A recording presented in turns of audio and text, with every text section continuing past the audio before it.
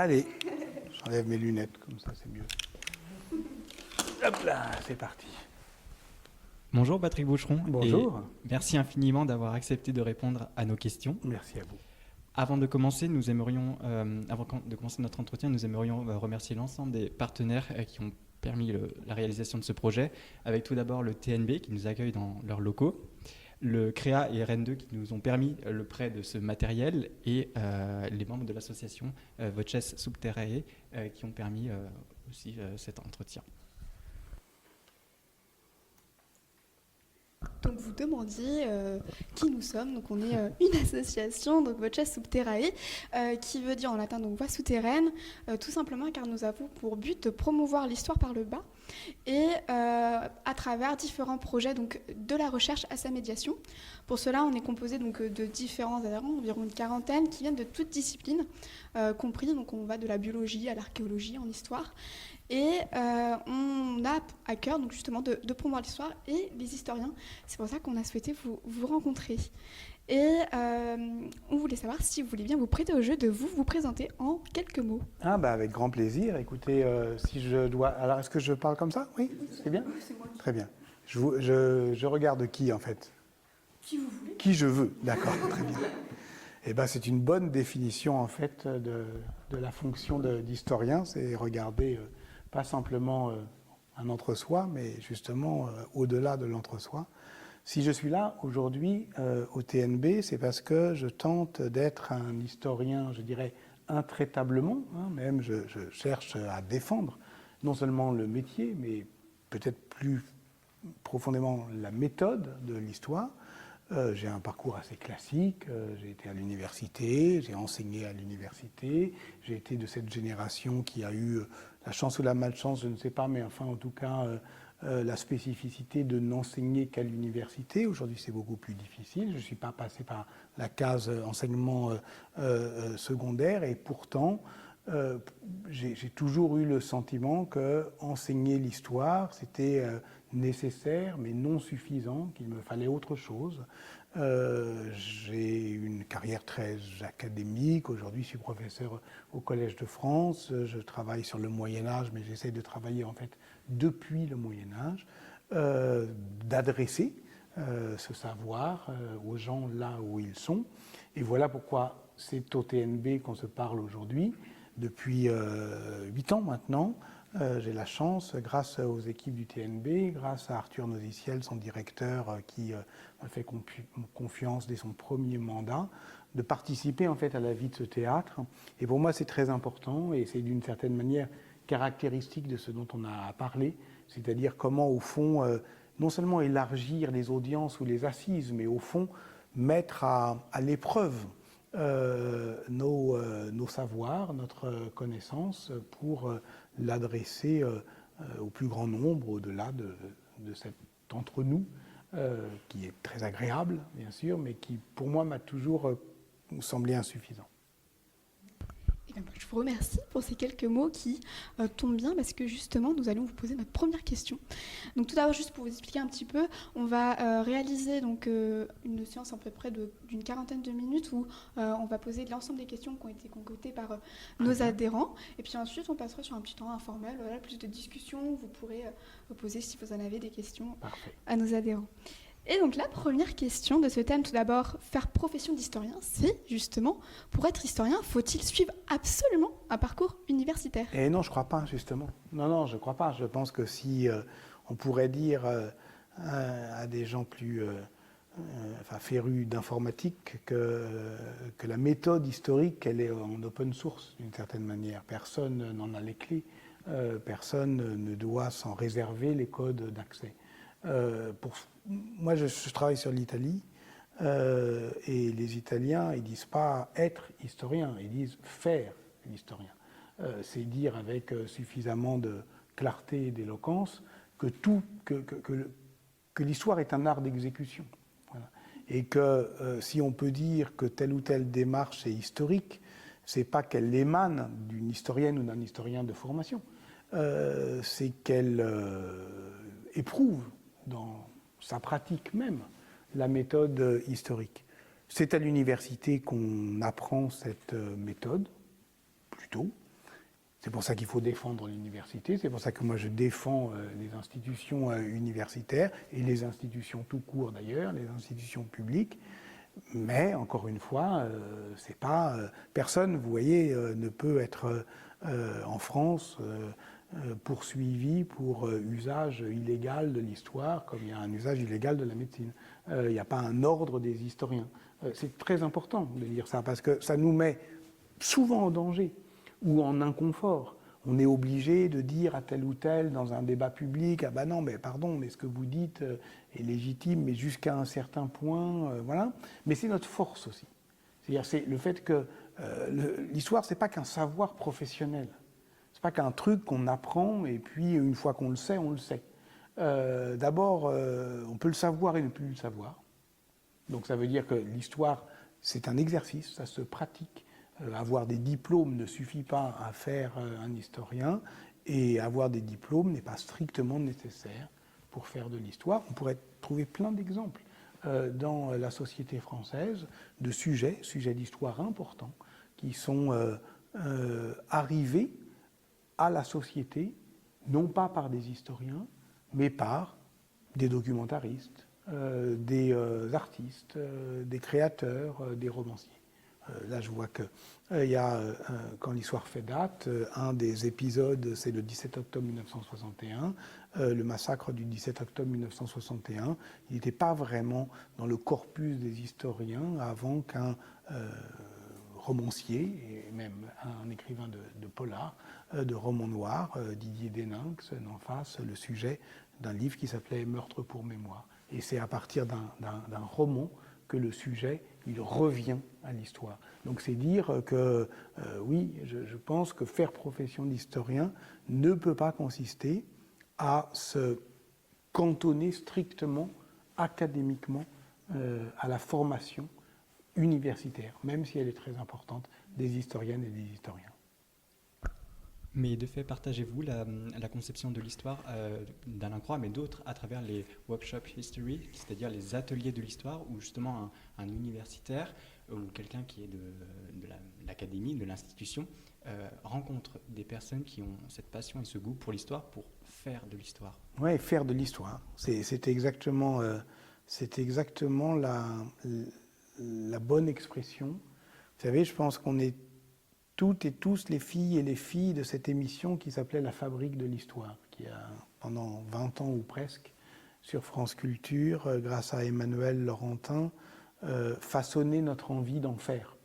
Et façonné notre envie au fond, de transmettre un savoir qui ne vaut rien s'il n'est pas situé, s'il n'est pas incarné. Qui devient vraiment séduisant et entraînant quand on comprend que c'est quelqu'un qui le dit. Il y a une enquête, voilà. Et donc c'est un faire et ça se fabrique ensemble en société.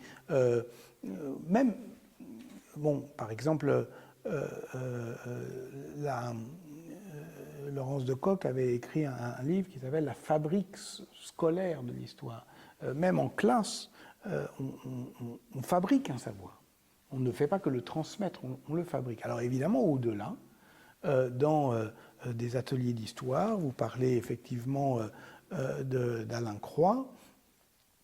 C'est d'une certaine manière, en tout cas je le comprends comme ça, mais peut-être vous me corrigerez si ce n'est pas exactement ça, la généalogie de ce qu'on appelle aujourd'hui l'histoire publique. Et l'histoire publique, il ne s'agit pas simplement d'élargir les audiences de l'histoire, de trouver des nouveaux débouchés dans l'industrie culturelle, dans l'informatique, dans les jeux vidéo. Ce n'est pas simplement ça, c'est d'éprouver ce savoir qui, effectivement, s'expose au-delà de l'académie. Et s'exposer, ça peut vouloir dire deux choses, qui sont deux choses qu'on comprend très bien dans un théâtre. Ça veut dire effectivement se mettre en avant, et ça veut dire aussi se mettre en danger. Voilà, c'est ça, s'exposer. Et donc, s'exposer, c'est pas se donner en spectacle. C'est véritablement partager quelque chose. Mais on parlait des historiens de l'académie. En 2020, en France, 18 000 personnes étaient candidates au poste d'enseignant-chercheur. Seule la moitié a été retenue. De fait, comment se fait-il qu'aussi peu de personnes ne peuvent vivre de leur recherche ?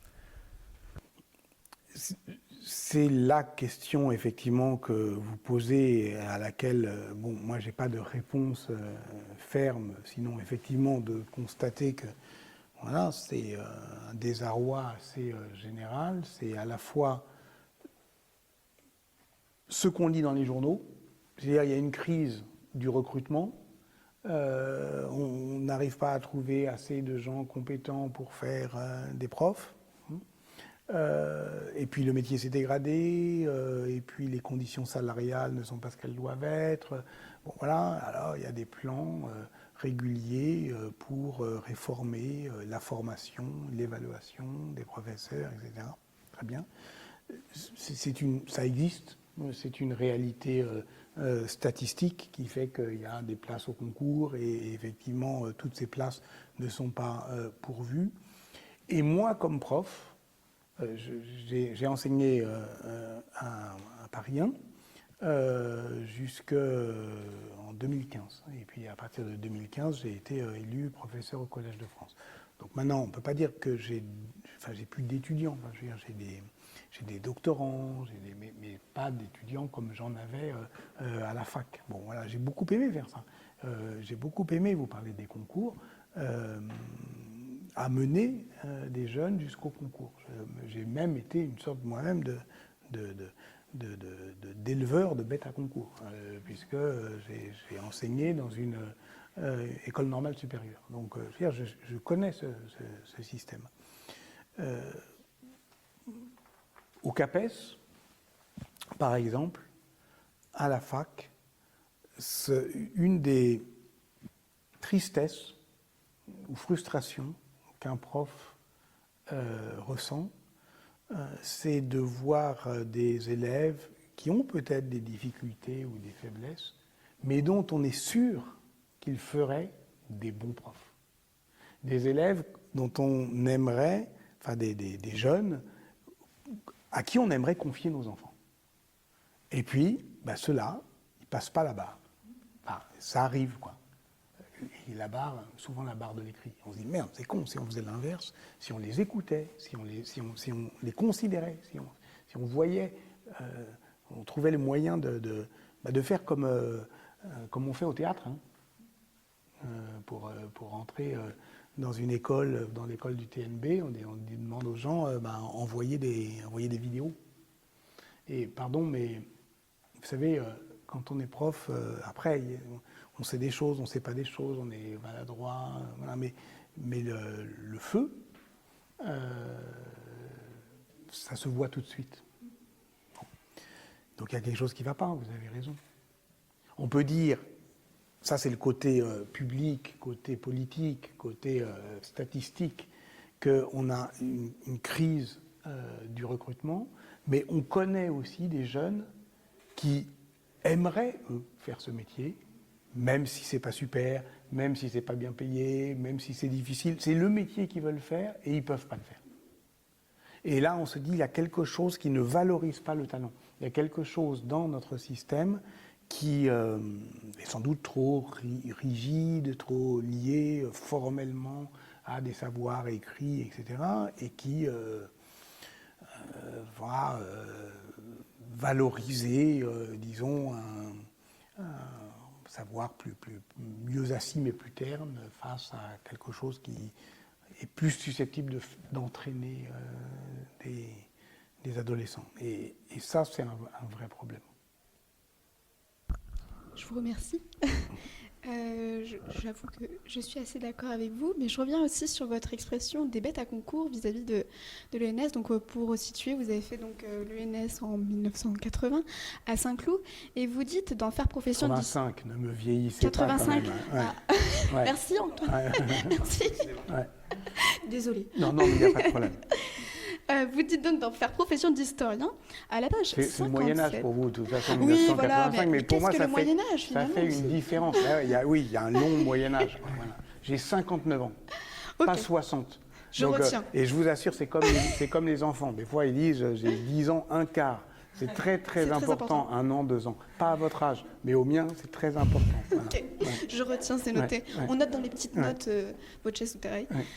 Alors, vous dites justement à la page 57 que les élèves de l'ENS ne sont pas mieux préparés au concours agrégation, mais simplement mieux renseignés, en y faisant donc des rencontres et en étant initiés au mystère de l'institution. Mais de quel mystère et de rencontres parlez-vous ? Eh bien, de ce mélange de règles d'autant plus impérieuses qu'elles ne sont pas écrites.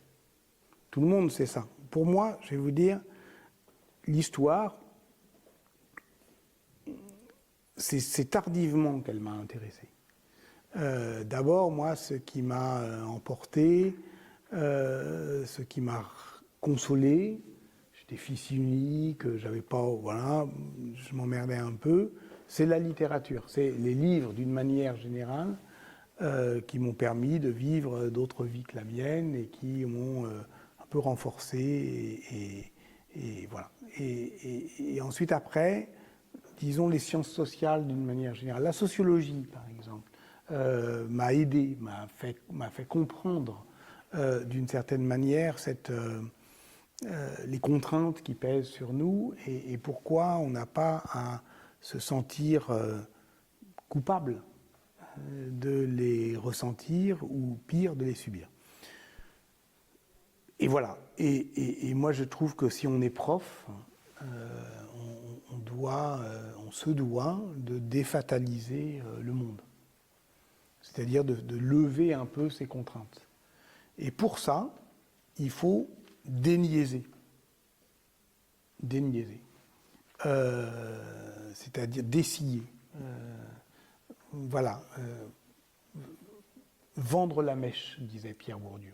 Vendre la mèche. Ça veut dire, vous savez, en fait, je vais vous expliquer comment ça se passe. Je vais vous expliquer comment on corrige une copie. Vous allez vous mettre 5 minutes à la place de quelqu'un qui corrige des copies, puis à un moment on en a marre, et puis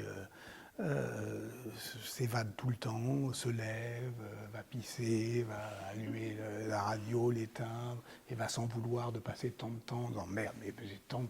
Bon bref, donc il suffit de se mettre à la place de celui qui vous juge pour mieux anticiper ce qu'il peut attendre ou espérer. Et à partir de ce moment-là, dès que vous avez quelqu'un qui vous fait la confiance ou l'amitié de changer les places, voilà, c'est ça un maître, hein, de changer les places, de dire mettez-vous à ma place 5 minutes et voyez ce que je peux penser de ce que vous dites.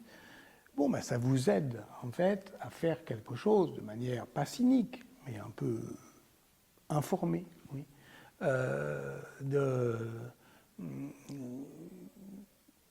qui pour moi est l'école de l'émancipation. Si on dit de l'histoire que c'est un art de l'émancipation, c'est pas parce qu'elle va asséner des slogans, elle va avoir un contenu politique, elle va parler nécessairement de choses qui vont, on peut le faire, hein, qui vont vous encourager. Voilà, moi je pense que l'histoire, elle est émancipatrice, non parce qu'elle proclame, mais parce qu'elle pratique. C'est la méthode même. Et la méthode de l'histoire, c'est celle des sciences sociales, c'est une sorte de gymnastique des points de vue. Ça consiste effectivement à voir d'où on voit les choses et à tenter de les faire voir d'un autre angle. Bon. Voilà, donc pour reprendre concrètement, là c'est un livre qui s'appelle « Faire profession d'historien », hein, c'est ça. Hein. C'est un livre effectivement qui est extrait d'un exercice académique qui s'appelle « L'habilitation à diriger des recherches ». Bon, quand vous voulez faire de l'enseignement supérieur, d'abord vous passez une thèse de doctorat, ce qui vous permet d'être maître de conférence. Et puis ensuite, il y a un autre grade qui est professeur ou directeur de recherche. Donc ça veut dire avoir vous-même des doctorants, etc. Ça, il faut habiliter à diriger des recherches. Et dans ce cas-là, on vous demande de raconter un peu votre vie, ou en tout cas de faire un retour réflexif sur votre formation. Et j'en ai fait ce petit livre qui s'appelle « Faire profession d'historien ». Et je décrivais le moment où, passant d'une ENS à l'université, donc d'un enseignement assez dosé et voilà, élitaire par principe, à un enseignement de masse et où j'ai simplement transporté les mêmes méthodes, le même ton. Je leur disais la même chose. Je leur disais, écoutez, on est entre nous. Sauf qu'à l'ENS, on était entre nous avec à peu près ce même nombre de gens. Et puis, à la fac, vous connaissez, c'est avec un amphi. Mais à 200 personnes, on peut dire pareillement, écoutez, on est entre nous. Je vais vous expliquer comment ça marche. Je vais vous mettre au parfum. Voilà, c'est ça que j'ai voulu dire, je crois. On va passer du coup à notre deuxième thème qui est sur l'histoire, une science savante à transmettre, point d'interrogation. Et notre deuxième thème, ça veut dire que je parle beaucoup trop non, non, ça va, quand c'est intéressant, on parle jamais assez. Bon, alors, merci. Donc, question 1, jusqu'à quel point peut-on simplifier l'écriture de l'histoire? Vous êtes donc face à un public qui est en médiation culturelle pour la plupart. Jusqu'au point où ça vous fait trop mal. Voilà, moi j'ai simplifié. Alors c'est intéressant, simplifier. Pour moi, vulgariser, c'est pas toujours simplifier. Là, du point de vue de la médiation culturelle, je raconte rapidement une petite histoire.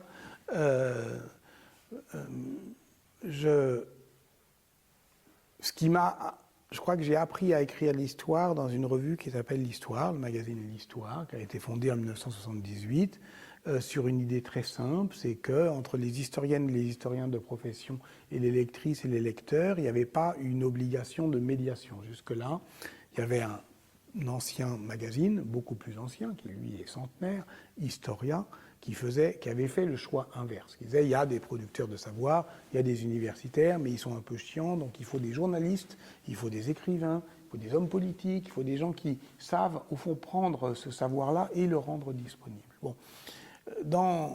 Au milieu des années 70, parce qu'il y a des historiens sur la scène publique qui sont aussi très capés sur le plan académique, vous les connaissez, Georges Duby, Emmanuel Leroy-Ladurie, etc., qui se trouvent être un peu une sorte de parenthèse enchantée, à la fois les plus populaires des historiens et puis aussi les plus reconnus par l'Académie. Il y a une nouvelle revue qui se met en place et qui dit, mais alors, dans ce cas-là, si on peut leur demander directement. Ça nous paraît évident, mais ce n'était pas évident à l'époque. Et moi, je suis un peu le disciple de cette idée-là. Donc mais c'est beaucoup plus difficile. On ne simplifie pas. On ne renonce à rien quand on veut parler au plus grand nombre. Parler à un lectorat professionnel, c'est très simple. Il suffit de prendre sa langue de travail et de ne pas l'adapter. Moi, je travaille avec, au Collège de France, des gens, des scientifiques, qui doivent faire un travail de traduction encore plus important, puisque là, on parle la langue naturelle. Voilà, les biologistes, lorsqu'ils sont entre eux, ils parlent une langue qui est incompréhensible, en fait, et pour ensuite trouver un accès au grand public, ou même simplement à la conversation scientifique, il faut trouver des métaphores, donc c'est la vulgarisation, pour nous, c'est pas forcément une simplification. Ça peut même être une complication. Chercher des mots plus raffinés, etc. Maintenant, ça, c'est pour écrire des articles. Mais vous pouvez aussi, on peut vous demander de faire, par exemple, une des choses les plus difficiles, je trouve, que j'ai faites je pense que j'ai à peu près tout fait. Du théâtre, du cinéma, du théâtre documentaire, du cinéma documentaire, du journalisme, pas vraiment de la BD d'ailleurs, comme mise en forme de l'histoire. Mais un des trucs les plus difficiles que j'ai eu à faire, c'est quand même de m'occuper de musées, notamment un musée à Paris qui s'appelle le Musée national d'histoire de l'immigration. Quand vous avez à faire une exposition, d'abord c'est très long, c'est très compliqué, il faut le prêt des œuvres, etc. Bon, voilà. Mais rédiger un cartel, par exemple, là, ça fait 300 signes, ou moins. Là, vous êtes quand même à l'os. Mais c'est assez intéressant. C'est qu'au fond, ça vous amène à vous dire, mais qu'est-ce que vous voulez dire vraiment? Il y a une autre manière qu'on a de poser cette question, qu'est-ce que vous voulez dire vraiment? C'est de le dire dans une autre langue que la vôtre. Sauf si vous êtes doué pour les langues, moi c'est pas mon cas. Quand je parle dans une autre langue que le français, je dégringole de 8 étages. Je ne dis pas ce que je veux, je dis ce que je peux. Il y a ce que mes moyens linguistiques me permettent de dire. Bon. Donc il faut que je choisisse quelque chose, je suis obligé de renoncer à des effets pour dire quelque chose qui est vrai. Et après, moi j'ai toujours classé mes collègues en deux catégories en fonction de ce dont ils ont le plus peur. Est-ce qu'ils ont peur de ne pas être compris ou est-ce qu'ils ont peur de ne pas paraître assez intelligent? Si vous avez peur de ne pas paraître assez intelligent, ben vous ne pourrez jamais écrire un cartel. Ça va vous faire trop mal. Si vous avez peur de ne pas être compris, ben vous n'aurez pas peur d'écrire un cartel, puisque bon, ben vous perdez beaucoup de oui, il y a de la perte en ligne, mais ce qui reste est vrai. Pour notre troisième thématique, nous chercherons à parler de politique. Et justement, que pensez-vous de la citation d'Eric Hobsbawm tirée de son livre Franc-tireur? L'historiographie est saturée de politique et l'on ne saurait séparer ces deux domaines. Alors, Eric Hobsbawm, comme vous le savez, c'était quand même un historien très engagé, un des marxistes anglais les plus convaincus, qui a vécu 100 ans, hein, je crois. Il est mort à 100 ans. Et il est mort, évidemment, en n'ayant pas vu advenir son rêve révolutionnaire. Et d'ailleurs, citation pour citation, il y en a une autre d'Eric Hobsbawm que j'aime beaucoup, qui dit rien n'aiguise l'esprit de l'historien comme la défaite. Il avait connu la défaite politique. Et il en est sorti, dit-il, aiguisé. Bon, moi, j'ai travaillé personnellement sur des penseurs politiques qui ont grandi en perdant. Machiavel, par exemple. Machiavel, voilà, il a une activité politique qui va croissante, grandissante, il va de succès en succès jusqu'en 1512, bim, il y a un coup d'État des Médicis, il est en prison, il perd tout et il se met à trouver dans les livres l'arsenal de ses vengeances. Bon. Mais il essaie de comprendre ce qui s'est passé. Voilà. Donc, aujourd'hui, politiquement, il faut essayer quand même de distinguer. Hobsbawm pensait vraiment que l'historiographie était que la politique était entièrement diluée dans l'historiographie. Moi, je pense que c'est important de dire aux gens, au plus grand nombre quand même, que nous travaillons, sinon à la neutralité, du moins à la probité. C'est-à-dire que nous travaillons à penser contre nous-mêmes, que nous travaillons à produire des énoncés qui sont vrais autant qu'un énoncé d'histoire puisse être vrai, c'est-à-dire puisse, au fond, viser la vérité ou la véridicité du fait historique, mais que cette vérité n'est pas strictement relative à celui qui le dit, ou à celle qui le dit. Ça, c'est quand même assez important.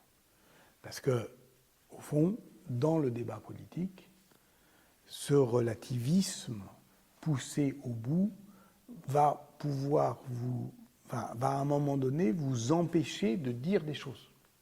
Voilà.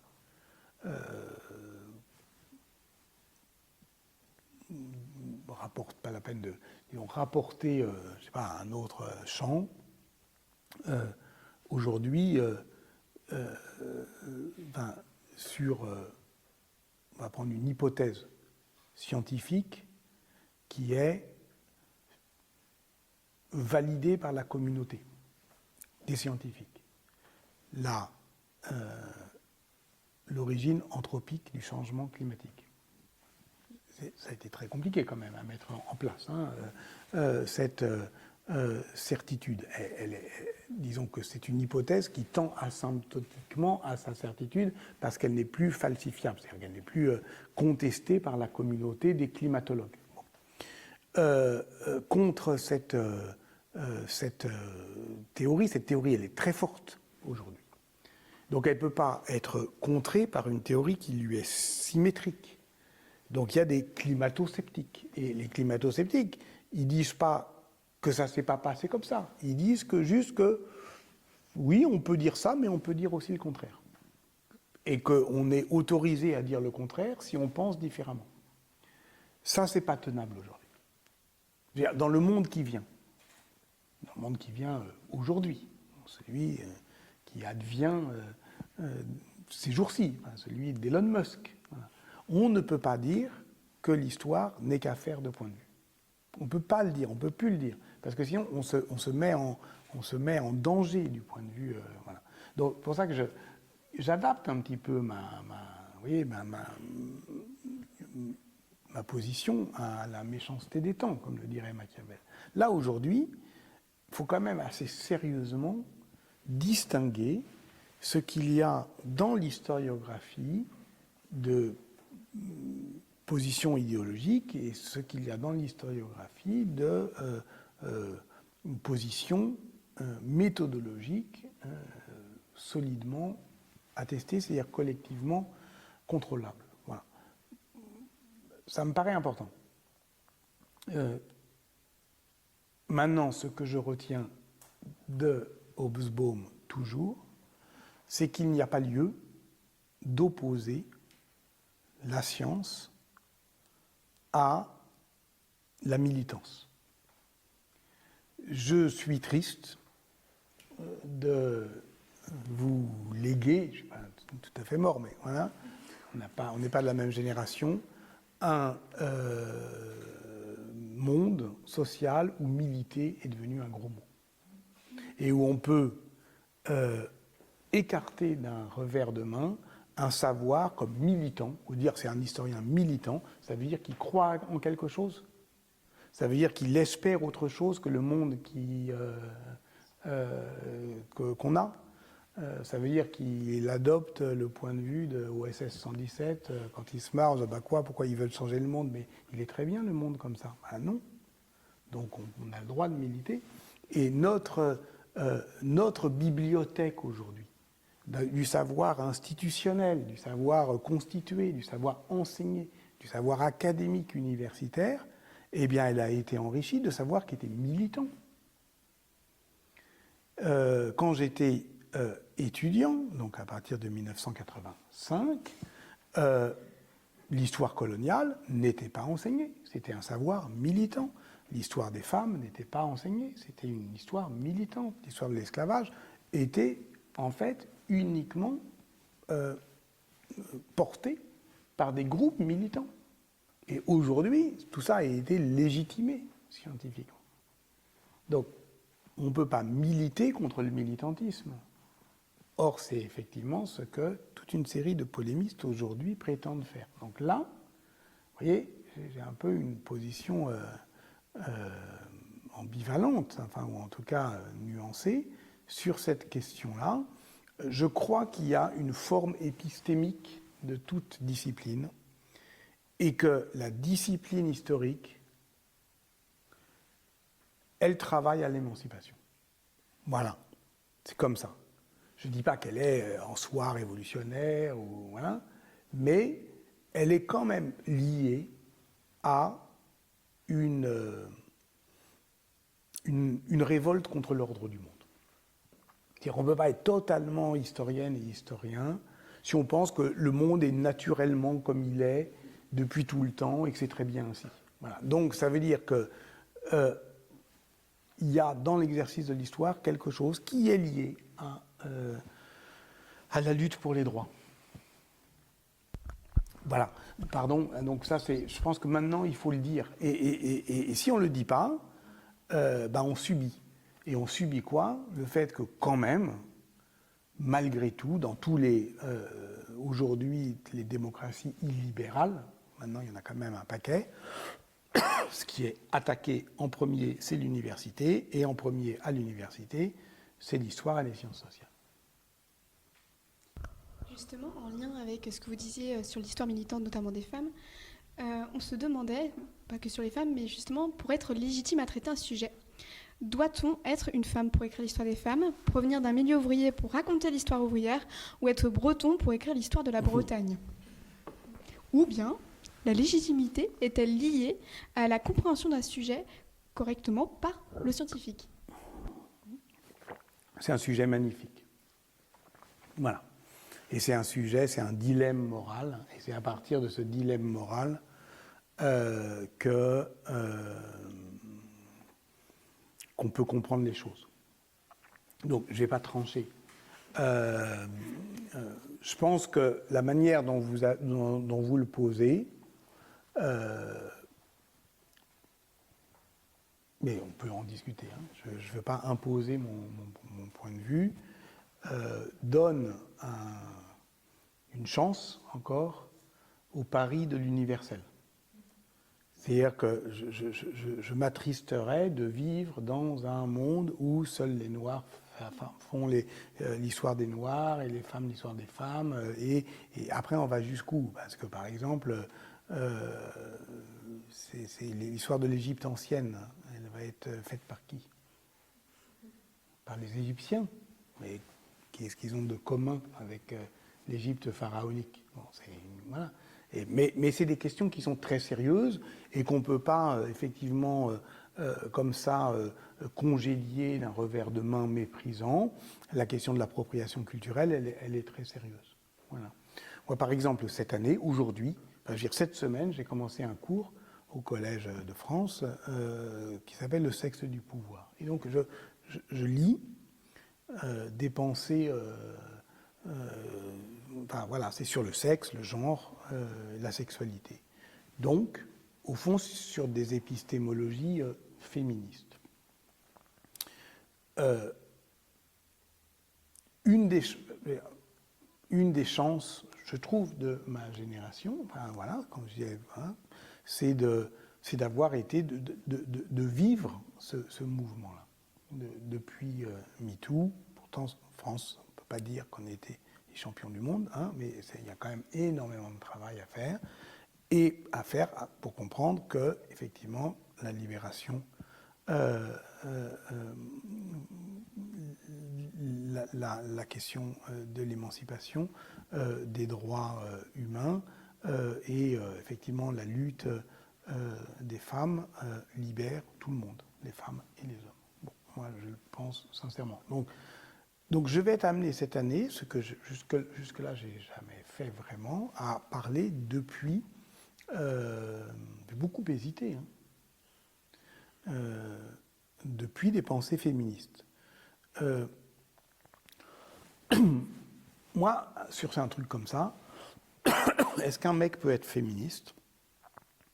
Ou est-ce qu'il doit se contenter d'être un allié du féminisme? Si on me dit non, tu ne peux pas être féministe, t'es un connard de mec, mais tu peux être un allié du féminisme, moi ça me va. Ça me va. Et si on me brusque un peu, ça me va aussi. Je crois qu'il faut comprendre que, par exemple, on va prendre sur la question de la condition noire, qui était, voilà, quelqu'un qui n'est pas noir et qui parle de la condition noire en parle depuis une position qui n'est pas de surplomb, mais de faiblesse. C'est-à-dire qu'il doit dire, bon, je vais en parler, mais il y a une expérience qui me manque. Moi, si je parle des femmes au Moyen-Âge, il y a beaucoup de choses qui me manquent. Je ne vis pas au Moyen-Âge et je ne suis pas une femme. Donc j'en parle depuis une position de faiblesse épistémologique. Voilà. L'appropriation culturelle, je veux dire, c'est ça que vous avez en tête. Pourquoi je dis que c'est un beau dilemme? Parce que oui, il faut se poser la question. Parce que c'est pas possible que ça soit toujours à la fin des mecs qui remettent le couvert, qui disent « Bon, allez, donc j'ai lu ce que vous avez fait, là, c'est un peu brouillon, c'est un peu excité. Bon, tout ça part dans tous les sens, mais je vais vous raconter. Allez, hop, on fait. » Donc moi, je me suis dit « Merde, je parle au Collège de France. Donc ce que je fais cette année, est-ce que ça risque pas d'être de cet ordre-là ?» Le gars qui enchère dit « Bon, allez. » Donc, qu'est-ce qu'on peut faire de tout ça, là, de tout ce fatras, tac, tac, tac, tac, tac, et qui remporte le morceau? Ça serait injuste. Donc j'y vais mollo. J'essaye d'être... mais c'est pas simplement marcher sur les œufs parce que, oulala. Non, c'est parce que je pense que je suis en position de faiblesse. Et ça m'intéresse d'être en position de faiblesse. Précisément parce que cette position académique est objectivement éminente. Donc, si depuis cette position je parle de souveraineté, alors là, ça dégringole, ça ruisselle. Bon. Ah non, j'ai essayé de parler de choses sur lesquelles je ne suis pas bien armé en fait.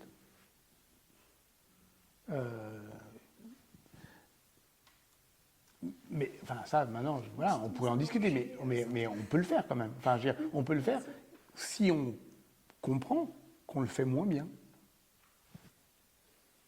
Mais on a le droit aussi. Vous avez le droit. Voilà. Enfin, je ne sais pas, hein, mais j'accepte aussi qu'on me dénie le droit.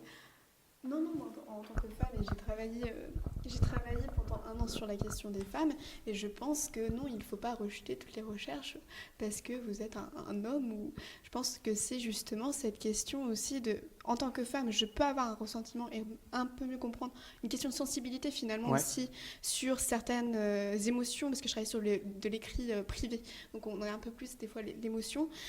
Cependant, je pense qu'un homme est parfaitement aussi capable des fois de l'entendre ou de le comprendre aujourd'hui. Voilà. Écoutez, enfin, moi je dirais. Je pense en tout cas. D'accord. Mais ça, c'est un truc, c'est un débat. Par exemple, on peut considérer que le patriarcat, c'est un système de domination masculine qui rend le masculin universalisable et qui profite à un très grand nombre d'hommes, mais pas tous, et à un petit nombre de femmes. C'est ça la définition anthropologique du patriarcat. Ce qui fait d'ailleurs que le fait de dire « Ah ben oui, mais enfin, il y a quand même quelques femmes qui se tirent leur épingle du jeu », qui est le truc qu'on entend, socialement, on dit « Ah ben non, mais c'est pas vrai, regardez, puis regardez, c'est pareil, ça c'est l'intersectionnalité, c'est pareil pour les noirs, ah ben non, regardez, il y a un tel, bon voilà ». Ce n'est pas une définition, enfin, ça ne peut jamais être une réfutation suffisante, bien sûr, du fait qu'une structure patriarcale, c'est une structure qui, effectivement, voilà, de manière écrasante et dominante, profite aux hommes, mais aussi à certaines femmes. Donc, par exemple, si vous prenez, par exemple, vous connaissez l'association Mnémosyne, l'association Mnémosyne, l'association d'histoire du genre et des femmes, il y a essentiellement des femmes, mais il y a quelques hommes. Donc en réalité, qui font pas les fiers, quoi. Donc ça veut dire que le rapport il est inversé, majorité-minorité, et je trouve ça très bien. Merci. On va juste passer à la partie suivante, qui est en fait des questions donc dynamiques. Je te laisse présenter. Donc, le but, c'est de proposer des questions plus décalées et d'y répondre en même temps le plus rapidement possible. Ok, très bien. Donc, j'ai compris le message. Ok. Alors, première question. Votre historien préféré, Jules Michelet ou Georges Duby?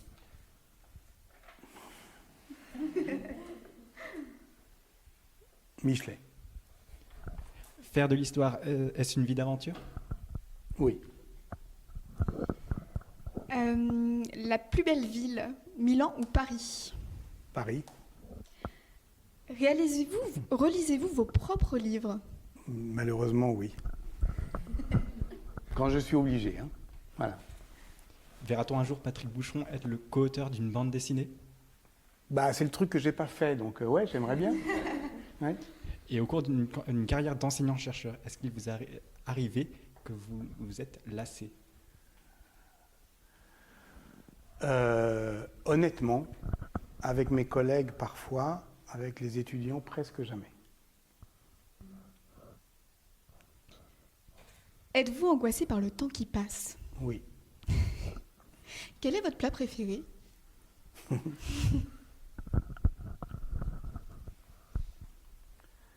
Le plat préféré des Français, c'est le couscous, comme vous le savez. Hein, voilà. Mon plat préféré. Bah ouais.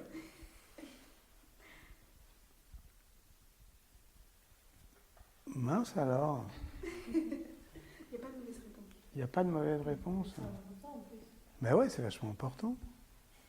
Non, quand même. Donc ça, c'est pour. Quand vous m'avez dit Milan ou Paris, j'ai dit Paris. Bon, quand même. Je suis né à Paris, j'adore Milan. Bon. Mais alors, donc, je vais dire un truc italien, quoi. Des bonnes pâtes, quoi. Ouais, des bonnes pâtes.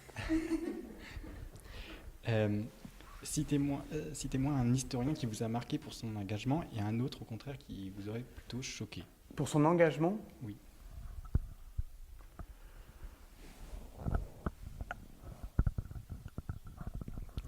Un qui m'a marqué pour son engagement, c'est Pierre Vidal-Naquet. Voilà. C'était un historien de l'Antiquité, de la Grèce, voilà, et qui s'est engagé sur autre chose. Parfois, des historiens totalement engagés dans effectivement le combat politique et qui mettent finalement leur savoir dans ce combat peuvent me décevoir. Pierre Vidal-Naquet, il avait distingué les deux, ce qui lui permettait d'être très efficace sur un terrain qui n'était pas strictement le sien. Voilà. Je pense que si j'ai voulu être médiéviste, c'était pour ça. C'est-à-dire me dire, finalement, c'est pas sur le Moyen-Âge que je vais me battre, c'est à côté. Voilà. Donc je vous donne le nom de quelqu'un que j'aime bien, mais pas quelqu'un qui me déçoive. Ceux qui me déçoivent sont assez nombreux, en fait. Faut-il être passionné par son sujet pour réaliser notamment dans le cas d'une thèse ou d'une HDR? Passionné. Faut répondre vite. Oui.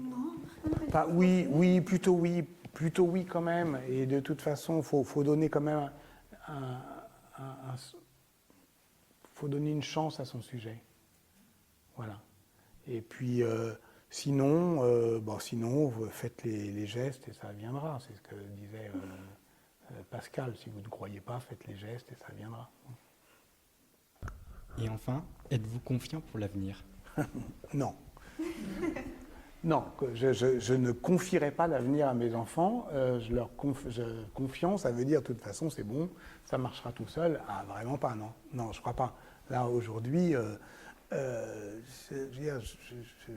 ne pensais pas, au fond, vivre une situation aussi dangereuse que celle qu'on vit aujourd'hui, qui est vraiment dangereuse, où je pense qu'on peut... Enfin, pardon, mais on peut tout perdre. Voilà. Parce que jusque-là, la politique, c'était, voilà, on vote, des fois on est content, des fois on n'est pas content, des fois on n'est vraiment pas content. Puis franchement, ça ne nous plaît pas. Mais sauf si on est un travailleur immigré, où là on est vraiment dépendant de... Voilà, notre vie, elle ne change pas vraiment. Mais là, notre vie peut changer. Vraiment. Donc, on est dans un moment où, au fond, il y a une menace existentielle. Et ce n'est pas la peine de prendre des grands airs ou de feindre un héroïsme qui n'est pas le nôtre, mais je pense que l'année prochaine, si on a bien compris, c'est pas encore changé, mais l'année prochaine probablement, ou à la fin même peut-être de cette année, on va panthéoniser Marc Bloch. Bon, eh bien il faut qu'on en fasse quelque chose. Nous, vous, les historiennes, les historiens, les jeunes, on voit très bien quelle arrière-pensée a le président de la République. De toute façon, il n'y a pas de panthéonisation innocente d'intentions plus ou moins cachées. Mais peu importe. Là, il y a une figure qui est une figure, voilà, on peut dire héroïque, mais d'un héroïsme de l'intelligence, qui a à un moment abandonné ce qu'il aimait le plus, hein, l'exercice de l'histoire pour le combat physique. Bon, sans nécessairement en arriver là, il y a quand même quelque chose qui doit nous alerter sur le fait qu'à un moment donné, l'idée, c'est pas simplement de se planquer et de continuer à faire ce qu'on a de plus en plus de mal à faire, ce qui est de plus en plus méprisé par tout le monde, mais qu'on fait quand même un peu dans notre coin. Il y a un moment où, si c'est pas possible, si vraiment c'est plus possible, si vraiment l'université est à ce point attaquée et méprisée, ben, il faudra faire autre chose. Pas y renoncer, mais trouver un autre moyen de le défendre. Moi, j'avais écrit un petit livre qui s'appelait « Le temps qui reste » l'année dernière, qui se posait la question de savoir s'il restait encore un peu de temps avant la catastrophe, qui était la catastrophe politique et écologique. Bon, voilà, c'est une réflexion sur l'imminence. Voilà. Et au-delà, du point de vue existentiel, c'était de dire, franchement, faire des livres, des émissions de radio, du théâtre, prendre le TGV pour aller au TNB, parler à des gens qui sont très contents, mais qui me ressemblent. Jusqu'à quand je vais faire ça dans un monde dans l'état où il est? Est-ce qu'à un moment donné, est-ce que je suis prêt à abandonner ça? Eh bien, ouais, c'est comme la thèse, c'est comme les études. De temps en temps, même si vous aimez ça, mettez-vous dans la position, dans l'état d'esprit de pouvoir l'abandonner ou de devoir l'abandonner, de faire autre chose. Moi, à 2 ou 3 reprises, par exemple, faire profession d'historien, c'était en fait un livre que j'ai écrit à un moment de crise, où j'étais à mais vraiment, à 2 doigts de tout abandonner, de faire autre chose, de démissionner de l'université qui ne me plaisait plus, parce que j'étais désenchanté, et de faire autre chose. C'est pas très grave. On peut. Voilà. Et puis, tout le monde, on dit l'esprit critique. On pense que critiquer, c'est détruire. Mais critiquer, quand on s'autocritique, c'est mettre à l'épreuve. Mais on peut sortir renforcé d'une épreuve. Donc à 2 ou 3 fois, j'ai critiqué ma position au point de me mettre en position de l'abandonner. Et puis finalement, je ne l'ai pas fait. Ce qui a relancé mon envie. Donc le temps qui reste, c'est un petit livre sur « Est-il encore temps d'écrire des livres ?» Est-ce que ça a un sens? Et bon, un peu sottement ou lâchement, à la fin, je dis oui, encore un peu. Mais un jour, peut-être que pas. Et dans ce cas-là, il faudra y avoir pensé un peu à l'avance. C'est ça le truc. Hein. C'est que dans les moments de danger politique, il vaut mieux avoir un peu réfléchi à l'avance sur ce qu'on ferait si vraiment ça tournait mal. Voilà. Positif, cette fin d'entretien. Bah oui. Et justement, avec l'Assemblée, on aimerait vous poser d'autres petites questions. L'honorable Assemblée, bah oui. Tant qu'il nous Ouais, reste. ouais. Est-ce